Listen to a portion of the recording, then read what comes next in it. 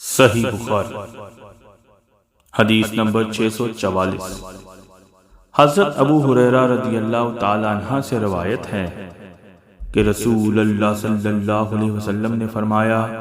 اس ذات کی قسم جس کے ہاتھ میں میری جان ہے، میں نے ارادہ کر لیا تھا کہ لکڑیوں کے جمع کرنے کا حکم دوں،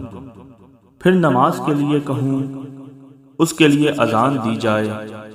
پھر کسی شخص سے کہوں کہ وہ امامت کرے، اور میں ان لوگوں کی طرف جاؤں جو نماز با جماعت میں حاضر نہیں ہوتے، پھر انہیں ان کے گھروں سمیت جلا دوں۔ اس ذات کی قسم جس کے ہاتھ میں میری جان ہے، اگر یہ جماعت میں نہ شریک ہونے والے لوگ اتنی بات جان لیں کہ انہیں مسجد میں ایک اچھے قسم کی گوشت والی ہڈی مل جائے گی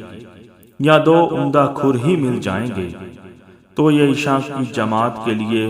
مسجد میں ضرور حاضر ہو جائیں۔